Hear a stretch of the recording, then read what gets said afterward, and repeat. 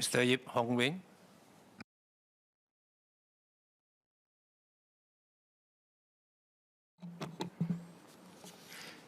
Mr. Speaker, sir, fostering active fatherhood and shared responsibilities within families are important for happy and healthy families. At its heart, this bill calls for an embrace of a collective journey that encompasses fathers and mothers alike in the nurturing of future generations. I would like to seek several clarifications on the bill. First, Mr. Speaker, sir, I have clarifications about the adoption and effectiveness of the policies. To ensure success, we must address the matter of take-up and track its efficacy. As recent data indicates, approximately 40 to 50% of fathers availed the entitled paid paternity leave last year. The median number of weeks taken stood at 1.2 weeks out of the available 2 weeks. While it is heartening to witness fathers exercising their leave entitlement, there remains concerns and apprehension about negative performance evaluations due to extended leave taking. This worry is likely to persist, even when employees are wholly entitled to their leave privileges. How can we ensure that fathers who fully utilize their paternity leave will not face hindered career advancements or negative performance evaluations? How will the ministry work with companies to explore practical avenues to encourage more fathers to utilize their entitled leave allocation? Undoubtedly, there are numerous advantages to greater paternal involvement. The proposed amendments currently provide that the government will reimburse employers who voluntarily allow extra paternity leave for a period not exceeding 2 weeks. Could we not take a more assertive stance? Could we consider making this extended paternity leave mandatory rather than voluntary? Second, Mr. Speaker, sir, we should examine the financial implications and mechanisms of administering these provisions. What is the government's estimated annual commitment for these new paid paternity leave and benefits?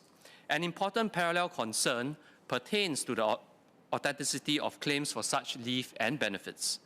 Drawing lessons from past experiences, such as the over-disbursement during the COVID job support, we need robust measures in place. Does the bill empower the ministry to retrieve funds that have been erroneously disbursed? Furthermore, is there a dedicated unit within MSF that handles such disputes?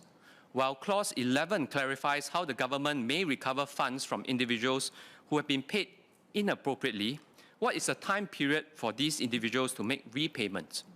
What measures are in place to recover funds from employers who may have inadvertently allowed the error to take place?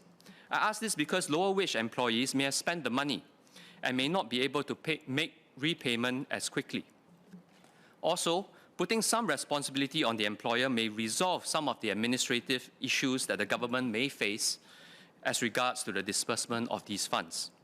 A broader perspective necessitates us to examine the impact of the workforce left behind, who shoulder the responsibilities of those on paternity leave.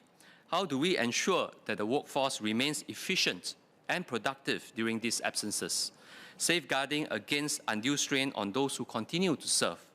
We must acknowledge the valid concerns raised by singles who often find themselves shouldering additional responsibilities due to their marital status, which can lead to feelings of inequity and being discriminated against.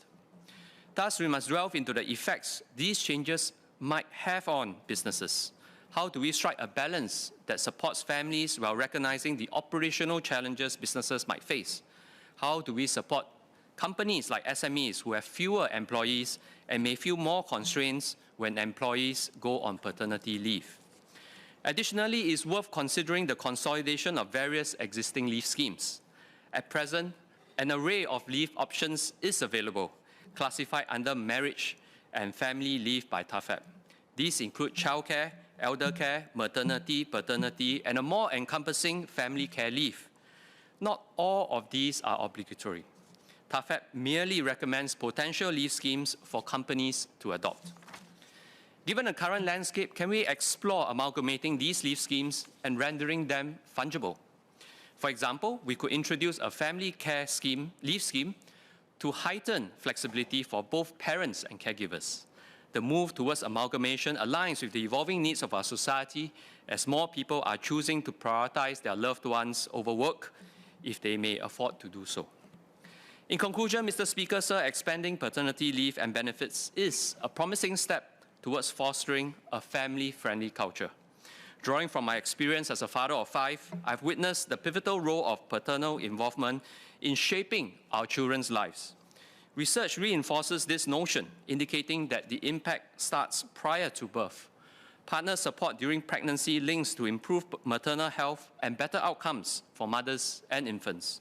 Extensive studies consistently highlight the positive effects of active father involvement on children, spanning from enhanced self-esteem and reduced behavioral problems to heightened social competence. Remarkably, these benefits often shape the trajectory of the next generation, with children raised by engaged fathers becoming involved parents themselves. But embracing the role of an active and engaged father presents an array of challenges. I know this from a first-hand experience. Utilizing my designated paternity leave to care for my newborn was but a fleeting moment within the grander journey. If you ask my wife, she will say that those 2 weeks flew by so fast they were almost negligible. This stems from the fact that child rearing is an uninterrupted daily commitment we undertake as parents, a commitment that extends until our children reach a stage of independence. Undeniably, appealing for more leave is not a viable solution. As a small competitive nation, we must weigh these advancements against its potential effects on businesses, ensuring a balanced approach. We must vigilantly track the impact of these policies to discern whether they truly move the needle in the desired direction. Transformative change cannot be achieved through a single or few policies within a short time frame. Moreover, we cannot simply replicate solutions from other countries due to our unique context. But we must concede the indisputable significance of work-life balance and the cultural ethos in nurturing a society that offers Singaporeans the confidence and assurance to embrace parenthood. Encouraging fathers to embrace an active role in nurturing their children goes beyond the allocation of paternity leave. Beyond these defined leave periods, fathers must continue to strategize their time during work weeks to cultivate meaningful family connections. This transcends remuneration and leave benefits. It necessitates purposeful allocation and investment of time. In times of family emergencies, the understanding and accommodation of employers and colleagues becomes paramount. Employees should not be made to feel guilty or worry about their career progression because they had to take time off to care for their loved ones. Mr. Speaker, sir, allow me to conclude in Mandarin. 因此，我们采用全面的全社会的方法非常重要。我真诚地呼吁每一个利益相关的人，包括政府、企业和市民，创造一个共同的愿景，把新加坡变成一个强大的、把家庭培育的很好的国家。谢谢，我支持这个法案。Thank you for boosting our TFR, Mr. Yip. I still recall when I first entered the chambers in 2006, paternity leave was 0. And I'm glad that we've made lots of progress since.